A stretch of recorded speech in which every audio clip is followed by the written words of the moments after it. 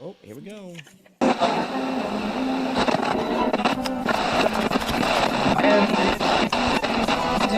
You can't handle the truth.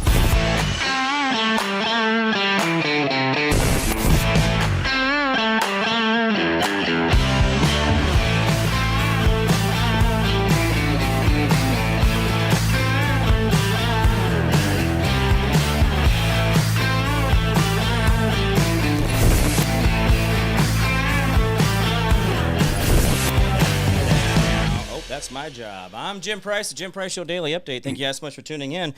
Oh, the government told me what the date was, so I can't forget that. I'm looking down right now. I don't want to forget. It is June 3rd. It's a Wednesday, 2026. Well, guys, thank you so much for being here. I was watching a little bit of Trump's presser today in the Oval Office, and I will tell you, it's kind of interesting to see how, even though we've all experienced Trump before, we've all heard of this guy, we know this whole thing happens. Well, when I'm hearing him having to talk over people, to get people to stop, to get him to quit asking these weird questions, even today, people just could not stop themselves from like making some weird analogies and trying to get him in a little corner where he could only say something weird. I don't know. I don't know if that was journalism. I've never understood that as a journalism style, but there are people that they're trying to get you to slip up or screw up, which is just basically, isn't that like conning you into saying something you shouldn't? Now, why would I want to be manipulated into doing something like that? But this is what we find ourselves up against with the media. Legacy media is not doing themselves any favor. If anything, they've really actually made it worse for themselves quite often. So anyway, it's a bad deal. I did watch him. He was talking about quite a few things. And if you guys weren't paying attention, he did get in there about Iran. He got in there with a few other things. So it's been very breathtaking to hear some of that. I think today's was kind of nice because there was some executive orders, including one that says that all federal employees, well, it's kind of a right-to-work state all of a sudden. You don't have due process. It doesn't take 3 years to get rid of you. If you're a bad person doing bad things in the federal government, as of this today, you can be gotten rid of and disciplined in ways that are just beyond firing. So this is actually a new way of looking at federal employees. Suddenly, all of a sudden, we can now hold them accountable for their bad behaviors and the things they do. So to me, that's exciting. I think that that's going to put those people that have to perform in a better state of mind to perform and do things for us, the people who pay for all this stuff, right? Isn't this a republic where we have representatives we pay to do certain things while we're busy living? It's kind of a neat little idea, except for the fact that they were just sitting on their laurels doing next to nothing, and we found that out through Doge last year. Well, anyway, there is a lot of things going on, and I do appreciate Marco Rubio and some of the stuff he has been able to stand up for in the last few days. I've really been impressed with him. I wasn't really a big fan. I'm not saying I am a fan of him now, but his ability to continue to stay on topic and articulate and not get riled up has been breathtaking to see, and we need more people like that. All right, well, I'm going to quit pontificating on. I do have a special guest with me here today. There he is right there, Dave Scarlett. Good to see you, sir. Thank you so much for being here. Jim, thank you for having me. It's a pleasure. Absolutely, sir. Now, we've hung out quite a few times in different states across this fine country of ours at some Clay Clark events and other things too. We were in Ohio together at the Save the Children event. That was a pretty cool event there. And so I've known you for quite a few years, but this is our inaugural moment together. So Dave, I'm going to let you introduce yourself. I keep calling you Dave, so I know other people call you by other things, but we're going to let you fill that blank in and how we can find you, and then we'll chop it up from there. Yeah, it's Dave Scarlett with His Glory. My title, the people call me pastor, but my real title is servant to the Most High. We run His Glory Media, hisglory.me, hisglory.tv. So we run a 24/7 TV network, and we also have hisglory.tv where we do movies, documentaries, music, you name it. So, and then we have obviously a ministry too that we do weekly services. We reach over 25 million people in every country of the world and growing dramatically for our billion soul harvest. That's the mission at His Glory, is to reach 1 billion souls for Christ. Well, absolutely, and that's I've interacted with you a few times, and I've seen you on stage, and there's been a lot of people that really feel like they get motivated and they get behind you on some stuff. Now, I don't have your whole desk and studio in there. I've kind of got you zoomed in so we can sit next to each other on the screen here. But you do a couple other things that no other pastors really do, and one of them sitting in front of you on your desk. And do you want to talk about that, or is there something else you'd like to run on first? We can talk about anything. Are you talking about the shofar? Yes, sir, absolutely.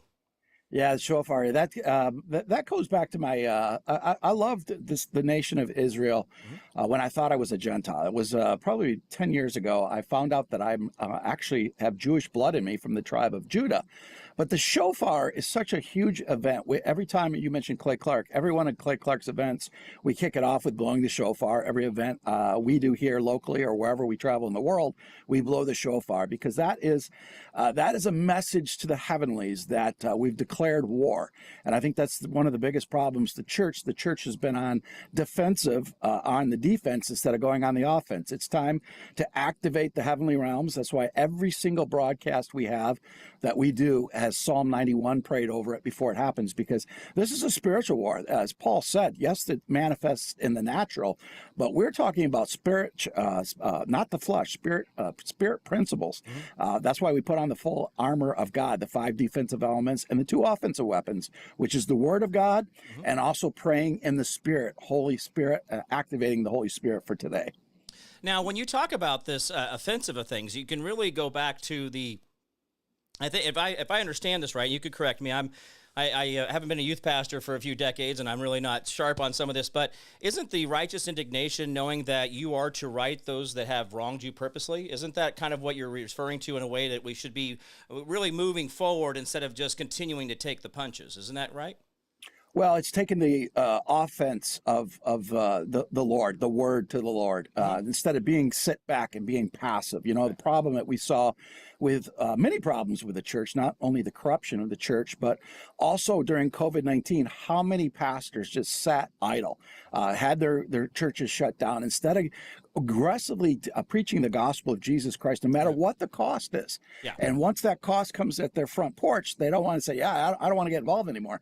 Maybe I think that's why the Lord made me a Marine before he made me a pastor. Isn't there a story, I'm being a little facetious here, isn't there a story about denying God just in his last hours? Isn't there a thing in there where we talk about denying our Lord? And the idea that we had pastors who willfully took the check, the PP money or whatever it was, but then closed the doors. And so which God were they worshiping at that point? I mean, I'm not trying to say you called anybody out specifically, but if I'm a preacher and I'm taking the federal money to keep the doors closed, then my God is not my God, right? It's the feds, right? And how that would analogize that, or is that too far? Yeah, no, that's that could be fair. What's even worse than that, it's not just the PPP money. We know that churches, there was one of the churches that we attended at the Reawaken. They literally were being paid by the federal government to convince their congregation to take the jab. They were being paid to take the jab. This same particular church, we were doing baptisms. We've done over 7,700 baptisms on Reawaken alone. Yeah. This same church, people, as you know, people come from all over the country to these events. Absolutely. We had a line of about 7 people left, and their head of security tried to stop us from doing the last 7 people to baptize them. And this is a church.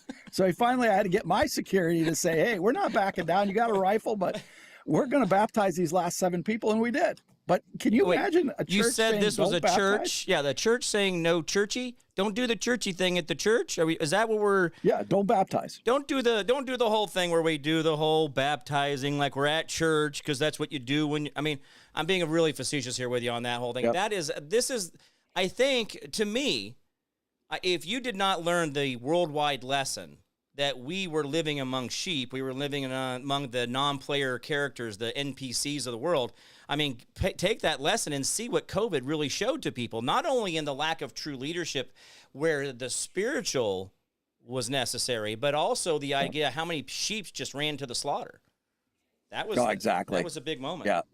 And there were very few pastors, a lot of those pastors, and I know, that were on stage with us all over Reawaken, the Pastor Phils and, Arthur Pulowski, what he went through in Canada. Great guy. And all he was doing is feeding the poor. They put him in jail, cuffed him. and tried to take his life away because he was feeding the poor. Now, what if he had struggled accidentally while he was being arrested and then they were to discharge a firearm? Would we be talking about him in post-mortem and saying, boy, we wish he would have not fed those people, or would we have martyrized it? See, this is the problem. In little mistakes, when we come in contact with law enforcement, and I'm not saying George Floyd effect here, but there are things that were happening during COVID where people were being a little more aggressive about the masks and things like that than it was really necessary. And it was scary to see, like the one video we had, the one lady being drugged down to bleachers at a football game because she was out in public, but she wouldn't put a mask on. It was like, that was showing where people really don't understand what that. To me, I said, look what leadership is. And that is not it. That individual doing those things, that's not leadership. We have to hone that back in.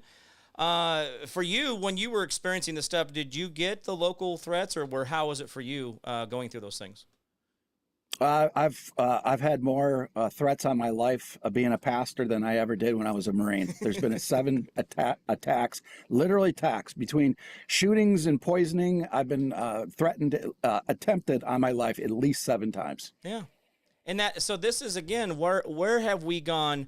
And I talked about it on the show yesterday, on my show. I talk about the fatherless home that creates the godless home that then creates the destruction of society, which we are failing as a society.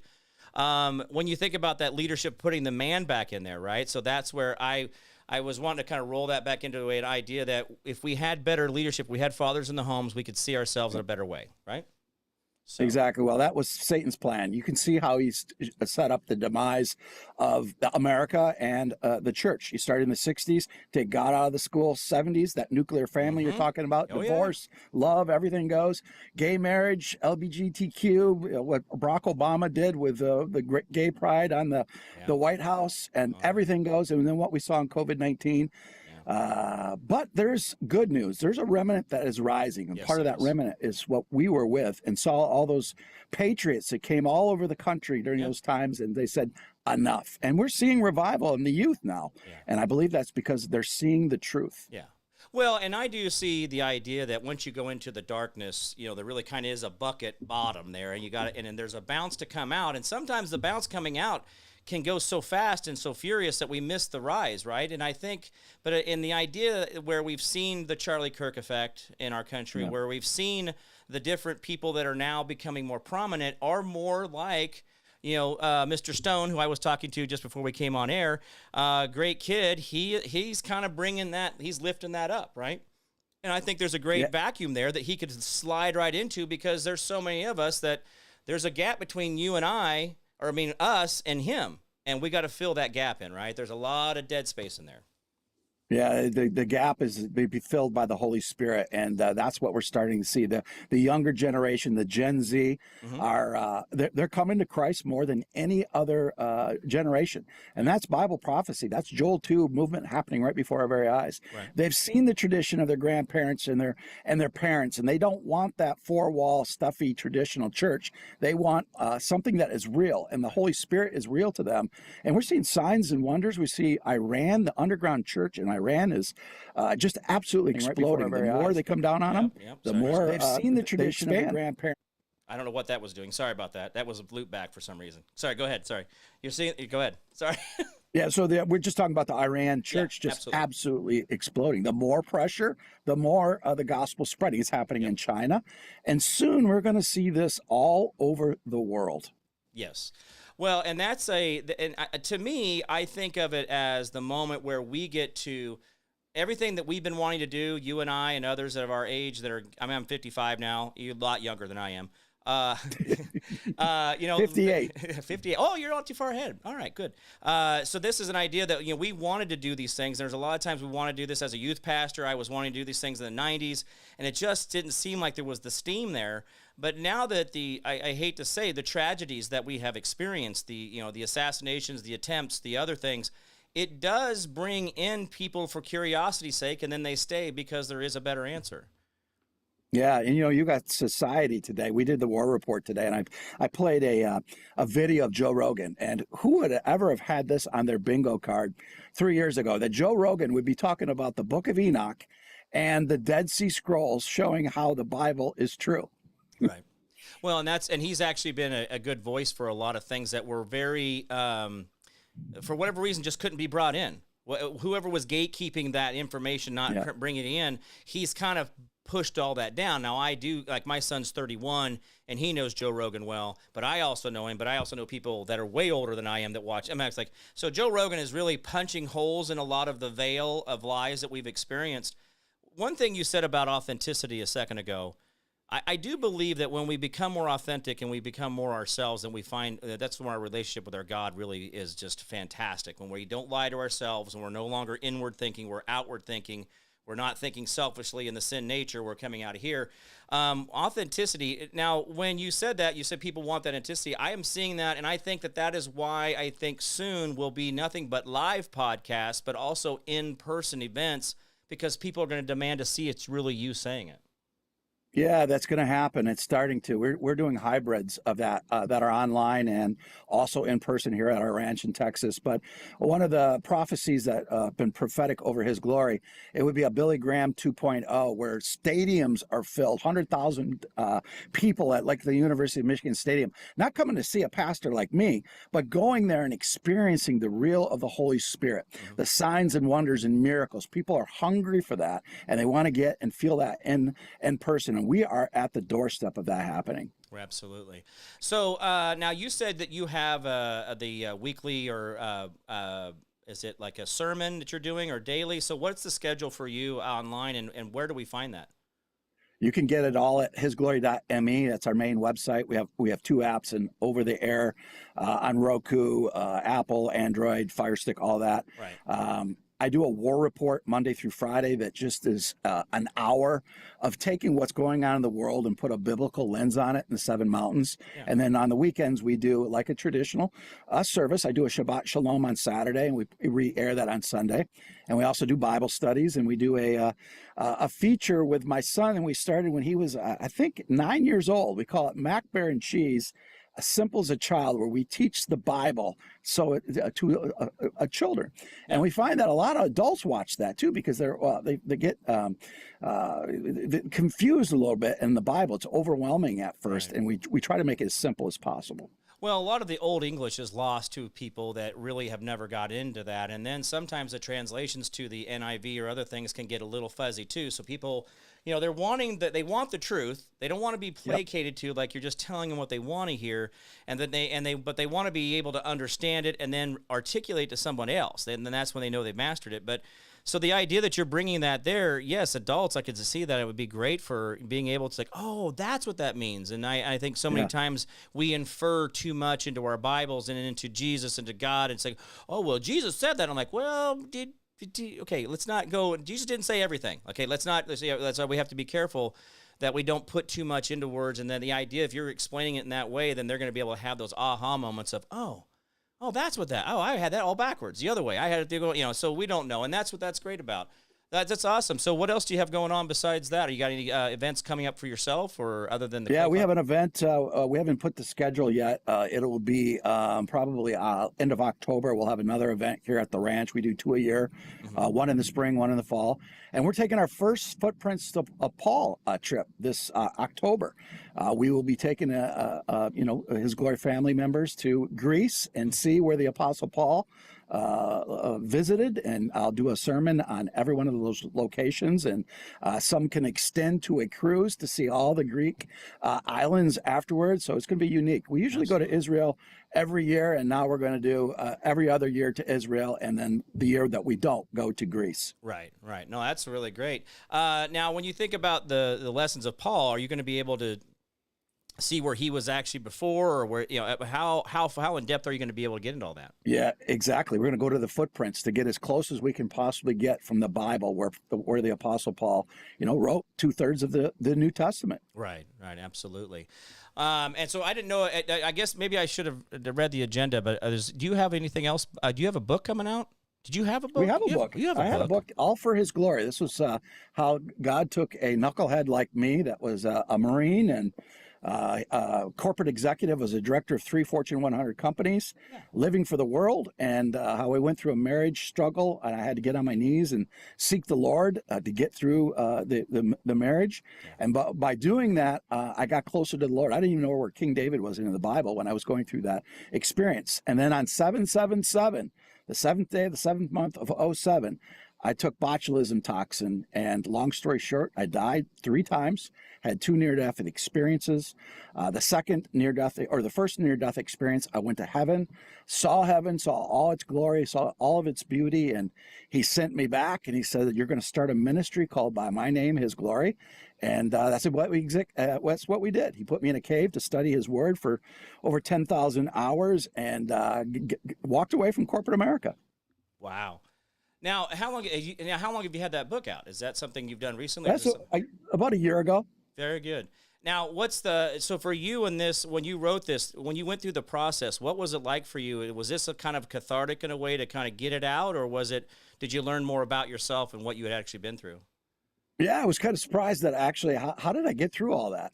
Because it was a lot deeper. There were so many things that I went through that I forgot about. So it ties into the days when I started as a Marine. I gave up a football scholarship to go in the Marines, and then I was a director for 3 Fortune 100 companies, the top in the industry. Right. And then it was full of my head. It was me, me, me, me, and God had to take a pen and pop that big balloon of being prideful, and he did that through my first trial and tribulation with my marriage, which set the foundation. I truly believe if I didn't have that trial and tribulation and sought the Lord's face, I never would have made it to heaven. I thought I was saved, but I wasn't. It took that trial to get me ready just to get into heaven. Wow. Well, now now the trial itself, now what was the part where you had the moment where you realized that you didn't have your paperwork straight? What was it for you on that? What was that moment? Well, you're talking about when I went to heaven? Yeah, well, no, you said you thought you were saved, but you weren't, or was there a moment for you that I was walking through life, and I didn't even know where King David was in the Bible. I had no idea until I finally had to humble myself and seek the Lord. I was in such a pickle that I couldn't get out of it. And in my corporate career, I was able to get out of anything, but I was literally nowhere to go, and I had to give up self. I got in the Word, and if I wouldn't have gotten in the Word and I would have died, I wouldn't have gone to heaven. There's no doubt in my mind. Absolutely. Well, and that is actually kind of that's where I had a bit of a scare at the beginning of the year for myself, and you kind of look around all of a sudden, you start taking inventory of things, right? And you have those little moments, and I sad to say I had to do that. I was ICU for 6 days at the beginning of the year, and I really started looking around. It's like, okay, well, who's going to take care of me? And you start thinking about, well, who's going to take care of them if I'm not here? Who's going to take care of that if I'm not here? And then you start realizing that where your priorities start hitting, what values really mean what, who. And so now you start reshuffling the deck, right? And the fact that you were able to, kind of have that realization, that's really more profound than most people get to experience in a life that they kind of really know, right?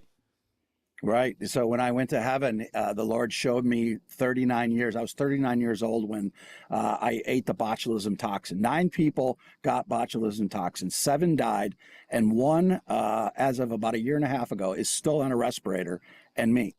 And so I saw all the pictures of my life. And what the Lord showed me when I came back is that all those pictures of heaven, it was absolutely perfect. There was no sin. Mm-hmm. Yeah. But my report card was empty. There was nothing I did for the Lord because I got into heaven by the skin of my teeth. And he said, I'm sending you back to start a ministry called His Glory. And next time I go back, I hope to have and will have a full report card for His glory. Yeah. Well, and isn't that amazing that, that's kind of one of those things where we don't always want to be held accountable, right?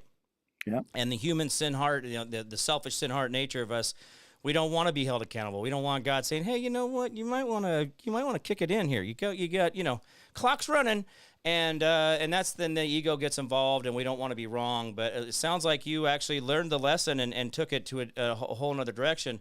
Now, for you, have you met other people who've experienced similar things because you have experienced this? Now, has it kind of brought other people into your life for that? Yeah, I did a lot of research, and here's a amazing thing that you can tell it's only God. First of all, the day that I ate the botulism toxin, you couldn't make this up. It was 777. 777 is his number, and he called my call. So when I came back and saw Jesus at the ICU, I prayed. I said, I want to have a proof that I really experienced this. And send me a video is what I prayed about. Send me a video. So about 6 months later, after I'm recovering, I get a video, email with no return address, and it's just a 10-minute video of Ricky Skaggs blowing the shofar in Nashville, Tennessee. It was called The Call. And I was like, wow, who sent this to me? What does this matter? Right. And I looked at the date of it. It was 7/7/7, the same date that I took to Chile. He blew that. Fast forward to the very first Reawaken. I didn't know who Ricky Skaggs was at the time. Really? Within 1 week, 3 people introduced me to Ricky Skaggs. So he was my personal guest at the first Reawaken in Tulsa, Oklahoma. Right. He went out and blew the shofar to kick that event off with me. I didn't do it, but he did. Yeah. He had the same shofar in his hand that he blew on 7/7/7. The Lord told him in front of 8,000 people, give that to David. It's his call. That's amazing. That's great. Yep. Well, and that's confirmation. I'm well. You know, now I'm really sad I missed it because I like Ricky Skaggs. I was I grew up around the old country stuff, so I always enjoyed his music. So what a story that now does he have a story with that is this a part of his faith journey as well? Now what's his tie into that? Yeah, he did the forward of the book, and he was talking about just what happened on that day. It was supernatural. He said he's never experienced anything like this. It was louder than a stadium for a sporting event. It was literally shaking, and there were supposed to be 300 shofars blown because it was called Gideon's Call. He just called it the call. And the last person, they were at 299, and they didn't think the guy was going to get through the traffic to get there. Wow. And just by the grace of God, he got there exactly at the right time to blow the last 300 shofar. That is amazing. That is great work. Well, now for you, have you had to go back and re-explain some things to family members and things like that? Has it been an easy road to hoe trying to get through life being the guy who's now got to bring forth that? Have you had difficulties with families or others that you had to convince them? I don't know if I say convince, but talk to them about what you've experienced. Well, yeah, those in my family that had a strong relationship with the Lord, they got it. But certain family members they couldn't understand it. What do you mean you're going to leave a corporate executive job, a director level job, and you're going to start a ministry and take all your life savings and start that ministry, which we did? They thought I was crazy. Right. And 15 years later, they see I'm still doing it, and there's fruit. Right. And so. That's you great. lose your friends because the people that you used to go out and golf and drink beers with, you just don't have that lifestyle anymore. So your friends change, your family members change. Oh, absolutely. But it's all for the better. Well, now for you, what's kind of been has there been people that you didn't know you would run into or have been able to meet since you've been doing this in the last 15 years? Are there certain things that you're like, I never thought this would get to this point, or I never thought I would be involved with this individual? What are some of those people for you? Oh, it happens every day. My wife says every time we go to an airport, we run into somebody that you wouldn't believe, or like the Ricky Skaggs situation. Yeah. Ricky Skaggs, 3 people within 2 days, literally called that didn't know each other to introduce me to Ricky Skaggs because there was something deeper to that, and Right. friendships with generals and General Flynn and General McInerney, General Valley, many friends that are generals that come on with interviews with me on Take 5 and know the Trumps very well, and the sporting people in Hollywood that love the Lord, the Sorbos of the world, the Nick Cersei's, they're all people to me, and it's amazing. God is really, I call it Holy Spirit driven. He's really activated these supernatural relationships so quickly and so fast over the last probably 4 or 5 years. Right. Well, and that's been great. I'm glad that's been an opportunity for you. So now, do you see yourself dividing or splitting or doing different things? Is there anything else for you besides we got the book going on? I did not know about the near-death thing for some reason. I have known you for a while, and I did not know you were doing that. I was like listening, like, really? You did what? So going forward for you, what do you see where do you see the future for you? Where do you guys want to see things going if the things come together for you? Yeah, we have studios right now in Texas and Ohio that we do 24/7. We're a media station, like a Daystar or a TBN. That's going to be the future. We're going to ramp that up. We'll be in the next phase is to go into markets with different language, Spanish, and then eventually the entire world. We will be going into those markets to preach the gospel of Christ. We'll be 1 billion souls. We're going to be traveling in countries to do revivals. I did a revival in Africa probably 4 or 5 years ago that we brought 3,000 people to Christ, and over 400 people baptized in the Holy Spirit, and that was in Liberia. Right. I was the only white person in Liberia for that event, and the Lord was moving. Yeah, absolutely. And there's a lot of those empty areas that really do have a vacuum that we should be out there doing more for that. Now with the TV stuff, are you doing other things besides that? You said you had a movie or something, right? Going, is that right? We do have many movies. We have hisglory.tv, which we do movies, documentaries, music. So we've done 3 movies with actor Nick Searcy. We've done a Holy Land movie that I interviewed. We went to the Holy Land and walked through the places. I interviewed many of the Israeli generals. Mickey Willis is the one that did that movie for us. Right. We've done many documentaries with Lar Logan on January 6th. So we're doing a lot, and now we're partnering with a lot of people that can't get their movies out to a big audience, and doing some, joint partnerships with that. So His Glory TV is going to be a Christian patriot alternative to Netflix. Yeah, no, and the thing is that we all complain that it's like, oh, hey, Disney's not doing what we want. Well, stop buying their crap and stop paying attention to them. They'll go away. I don't know. To me, when you focus energy on something and you're looking at it and you're constantly obsessing about it, it's going to live longer, I think. If you walk away and ignore it and quit feeding it, it's like a stray dog. You quit feeding the dog, it quit coming back and eating, right? It's just but yeah, we go around and we say, well, we don't like that. You need to change. Well, it's like, well, why don't we just make something better? Why don't we just leave don't let them play around? We should have learned in the 90s. With what was it, the Mermaid movie, right? We should have learned. We were doing a big boycott. Were you a part of that when we all boycotted Disney back in the 90s because of the Little Mermaid box? Yeah. But then all of a sudden we all kind of forgot for a while, and now we're all like, "Oh, Disney's what?" And I'm like, "Wait, that was 30 some years ago. Why are we Disney whatting?" Like, no, Disney's always been this. Why do we keep going back? And that's a question I ask people, but they don't give me good answers. Well, I think we have a short memory and convenience. That's why everybody shops on Amazon, because it's easy. No way.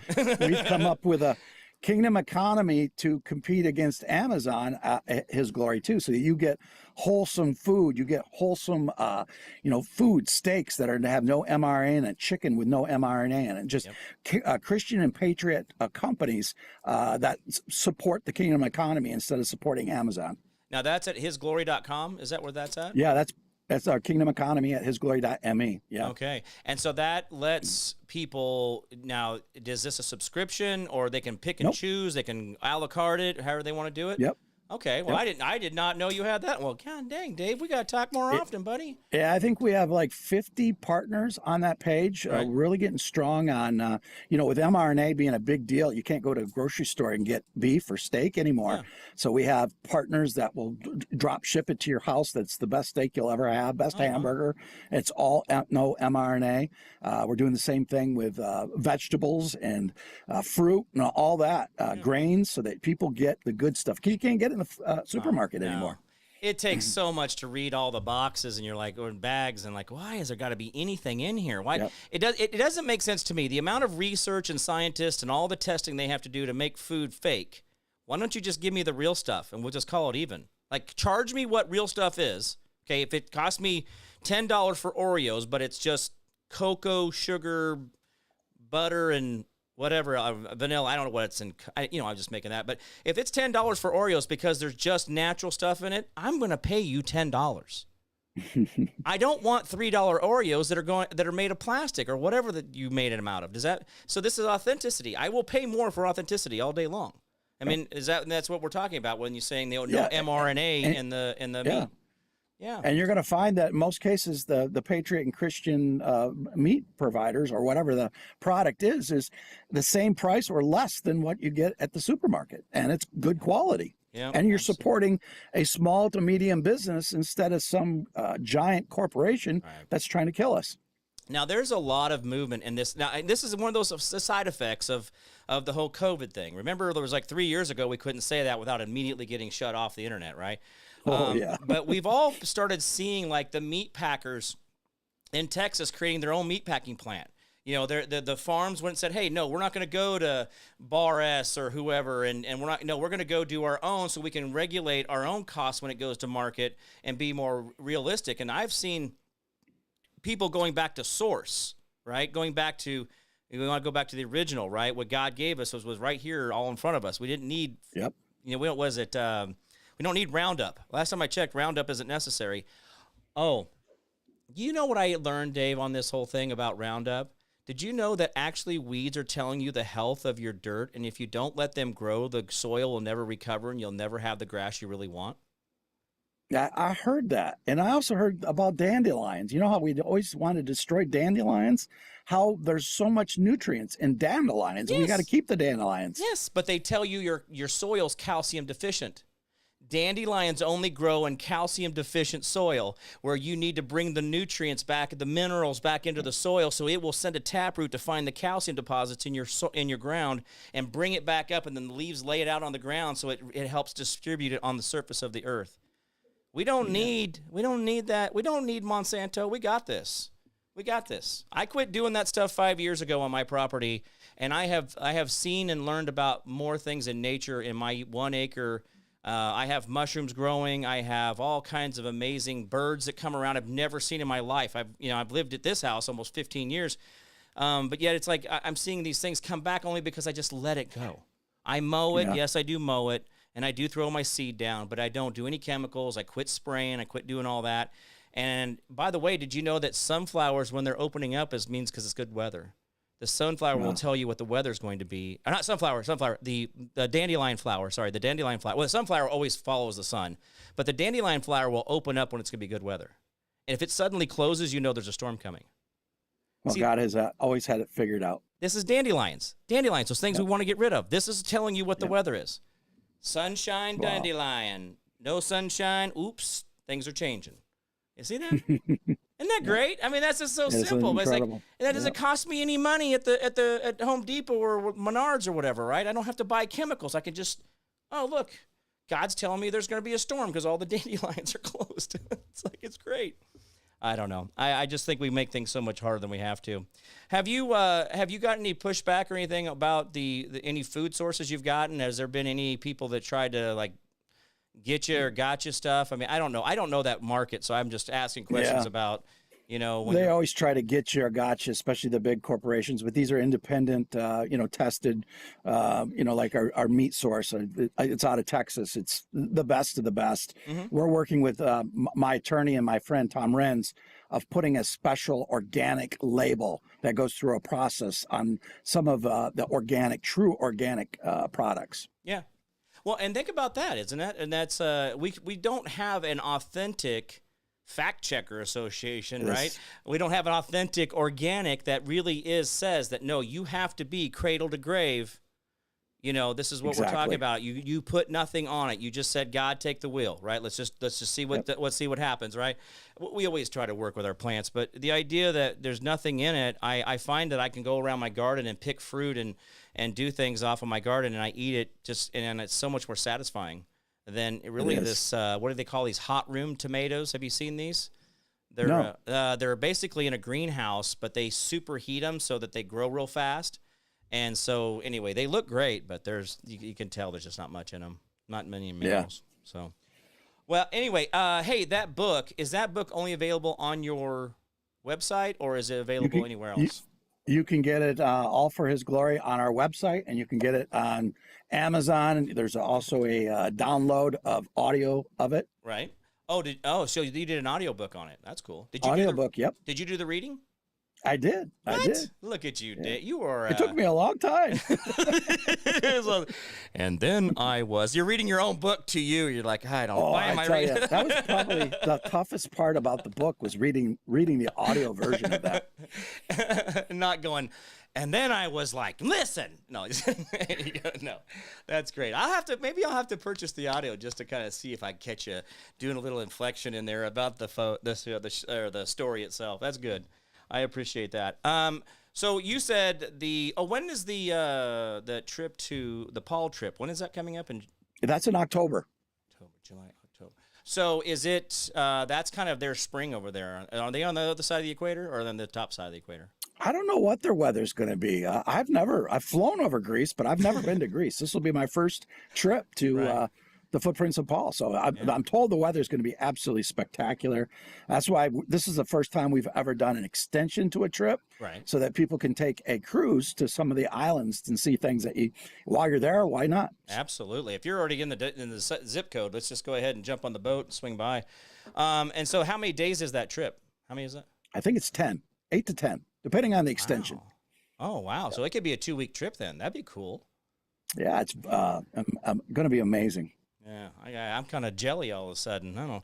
You're the spirit of sin is welling up inside of me with jealousy here. I'm like, what do you mean you're going there? I want to go. I'll have to look and see what the prices are. But 2 weeks, that's a big commitment. Maybe I'll have to do the show from the deck. Can we do the show from the deck of the boat when we're walking? And then when we're doing the different things, I can tell you what we learned that day, and then take our little Starlink with us. I'll be doing some shows from Greece as well. Really? Oh, cool. Well, if we have a Starlink, I wonder if we can get a mobile Starlink, if it would be able to work over there. So I'm sure it would. Yeah. Those they work anywhere. Yeah. Well, that'd be and cool. They work pretty good. We have 2 of them. Yeah, I've got one. I'm breaking up with my internet provider, and I'm going straight Starlink. So I'm moving over. I'm taking the leap, man. I don't know. I'm going wireless. But I met a guy in the 90s. I was building a house for him in Andover, Kansas. And he told me he'd moved out here for Cargill from California, and he says, "Hey, listen, everything that's wired is going wireless, and everything that's wired or wireless is going wired." And so if you think about TV was wireless and it went wired, and then phones were wired and they went wireless. And so when I went through to do his that's when you did telephone jacks, and that's when he told me that. He goes, "Yeah, I want a coax in every room. I don't need any phone jacks." I'm like, really? And then it was like in that next 5-10 years, everybody went straight to cell phones, and that was in 95, 96 in there. And I already had a cell phone then. Yeah, that was when I got into telecommunications. I remember when I was a young executive at Vodafone, the CEO at the time, he looked at his phone and he said, "Soon there will be free calls, unlimited calls." And back then it cost you forever to make a call and $1 a minute. He says, "We'll give it away for free, and these will be called mobile terminals, and your entire computer, everything you do will be on these mobile devices." And I remember looking at him like, he's crazy. Well, he was right. What was the first? Way ahead of the game. The first cell phone call was in the 70s, wasn't it? Yeah, AT&T. Matter of fact, AT&T. I was a director at AT&T. They didn't know what they had. The federal government came to AT&T and said, "We'll pay for you to build out this network." And AT&T at first said, "No, we don't want to do it because we don't think it's going to take off." Right. Well, the first cell phones were basically open-end walkie-talkies. They were just button on both sides walkie-talkies. They weren't really like, they weren't like we think of today with our little phones, we have. It's like, they were big, and then they were like, and it was the analog. I would get phone calls. I would be on a phone call and then hear an entire another life on the other side. I'm like, I'm getting bleed over from other people. People don't even know about that in today's age, that you could get phone calls over your phone.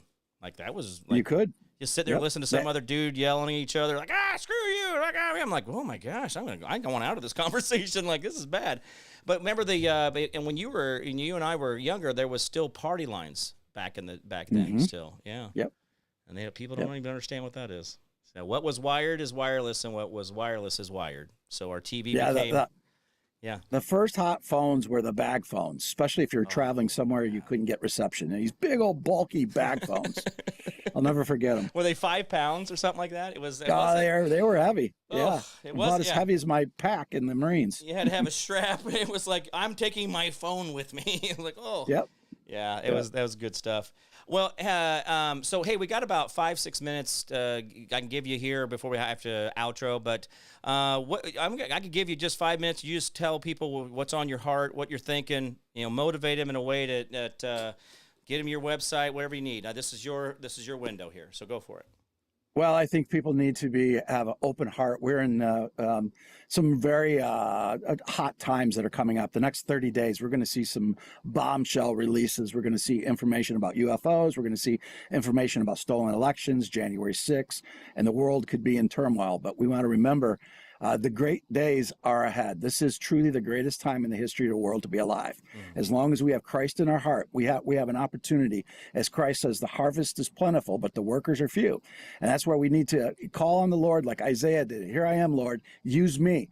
Because God, everyone watching this today, God has a purpose for your life. And it's time to unite and go on the offense for our Lord to bring in this billion soul harvest. Because when I got to heaven, I saw an empty report card. And the one you want to do is when you get to heaven, hear the words, well done, my faithful servant. Do everything he's called you to do. People ask me all over the country, what is my purpose? What is the will? Does God have a will for me? And a purpose. He's got a will and a purpose for every single person watching this. And it's up to you to reach him. And how you reach him is in his word. That's how he speaks. He is the word. In John 1, in the beginning was the word was with God, and the word is God. The word became flesh.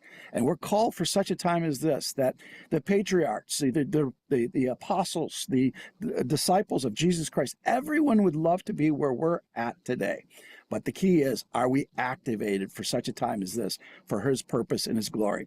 And there's nothing more that we can do that pleases the Lord to bring in every soul. And that's why here us his glory, the billion soul harvest is just not a catchy marketing slogan. This is truly what it's all about, because we are in the end days, and it's about getting every single lost soul into the boat. We're in a chaos of a world, Satan's chaos, but we have a king of light. He's coming soon. And as the scripture says, when he does come back, he's looking for a bride, that bride, the church, without wrinkle, waiting for the bridegroom to come for that wedding supper, that marriage that will be with him forever. So we are coming into the greatest time in the history of the world to be alive. The key is to be activated for such a time as this, to find the Lord, ask him what your purpose is, get in his word, take that silent meditation, listen, pray in the Spirit, ask for the gifts of the Spirit for such a time as this. God is going to show his signs and wonders like you've never seen before. We just came off a event here at the ranch here in Texas. We had somebody saw angels 30 feet high guarding the facility when they came in. We saw a rainbow. We saw two people who came here in wheelchairs, left, walking, one running, because the Spirit of the Lord is moving. One saw a member of our faith band saw 7 eagles escort her into the property. And we only have 3 eagles on the property, so I don't know where the other 4 came from. But that's a sign that God is moving, his signs and wonders. And the Joel 2 movement is right around the corner. This is what we call the Billy Graham 2.0, where you'll start seeing stadiums filled. And they're not coming to see one individual pastor or a prophet or anybody like that. It's the Holy Spirit. They're going to see signs and wonders, activation like we've never seen before, and we get to be a part of it. The question is, are you going to raise your hand like Isaiah and say, here I am, Lord, use me for such a time as this? Oh, absolutely. What a wonderful statement that is. That's really great. I do appreciate that. Do you have, now you say you have these events at your ranch twice a year, is that right? Twice a year, yep. And then you have another one coming up in the fall, is that right? It's going to be most likely when we get back from Greece. It'll be the 1st of November. Oh, okay. Well, that's me. What part of Texas you guys in? Hot part? Or we're in Mount Pleasant. Yeah, we're in Mount Pleasant, Texas. We're about 2.5 hours east of Dallas. Oh, you're in the tree part. You're in the green part. We're in the trees. We got green here. Yeah, as I say, if you're out in West Texas, it gets a little dusty out there in that time of year. Oh yeah. But yeah. What a diverse state that is, Texas. It's like 4 different climate zones, and there's all kinds of stuff going on there. It's really crazy. And if you leave Dallas driving west, you just don't run out of Texas for a day or two. I don't know it's crazy. It seems like time just loops out there on you. Yeah. But hey, Dave, thank you so much for being on the show. I do appreciate it. What's the website one more time? You got 2 of them. We have hisglory.me that you get all the 24/7 programming, and then hisglory.tv is all our movies, our documentaries, and our music. So .me and .tv. Remember that, folks. Those are the big indicators there. Anything else before we get you out of here? Just trust in the Lord. Light wins. Absolutely. Always. Thank you so much, sir, for coming on. It's been great seeing you. Thank you, sir. Thank you, Jim. It's been a pleasure. We'll see you. Bye-bye. All right. What a great interview that was with Pastor Dave. And, guys, this is one of those deals where I just want you guys to know that there is so much more to the world around us than we sometimes think. And we always forget that. I got to get back in my spot here. Oh, if I only knew how to run my computer better, I would know how this, how I have to move over. No, I'm just kidding. There are other amazing programs out there, but I have learned this system, and I don't know. Maybe I'm just getting old. All right. Well, guys, I did want to go over a couple things in the news today. Not that I want to go over a bunch of it, but I just want to get them in there before we got out of here. We got about 2 minutes left. The Marco Rubio stuff, if you guys really would go pay attention to some of the videos and the different things that he's done tomorrow, if I have time, I will try to get it in. If not, it will be Friday. But he does have a lot of amazing statements that he's made. He really kept us cool. I did play a little bit of it, but you guys go back in, look at it. It is amazing what has happened over and over again with Marco Rubio, and also Scott Bessent really set another couple people's hair on fire. I don't know. Trump's picked him well this time. I think he's done a good job. I don't know what's going to happen next with some of those things, but we'll see. Just to let you guys know, does look like I will be getting invitations to go to D.C. for the 250th celebration for our country, July 4th. So I'm going to be finding out here in the next couple days here, maybe get some more information today. I don't know, but we'll find out very soon.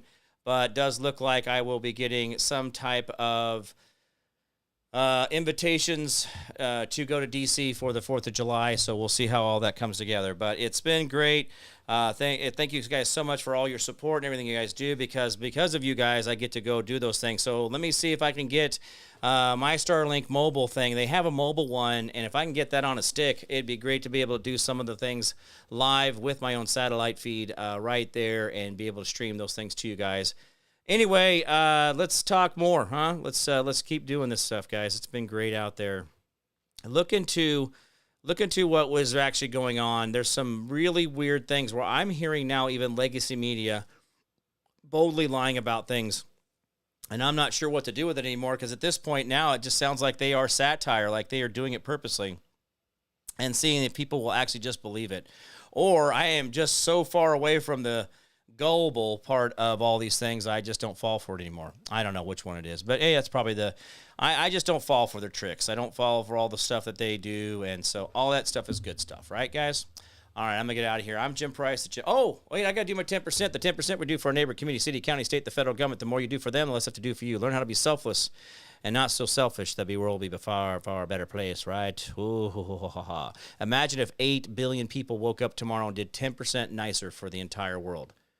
If we were all just doing 10% nicer tomorrow, what would it be like? How amazing would the world be? 10%, right? Hold the line, hold fast. Do not give up. Do not give in. We'll win. I promise. I promise I can't keep, guys. You've always been the answer out there. Remember that Constitution? Well, that limits the government, but never limits you. Understand what the authority is in a republic. You are the authority. You send people to Congress. You send people to go protect the streets with your dollars, and they are respondent to you and your demands. And they should be beholden to us. So that's how this all works. All right, guys, that's going to be about it for me. It's good to see you guys. I'm Jim Price, the Jim Price Show Daily Update. You guys all be good to each other out there, and I will see you guys tomorrow. Bye-bye.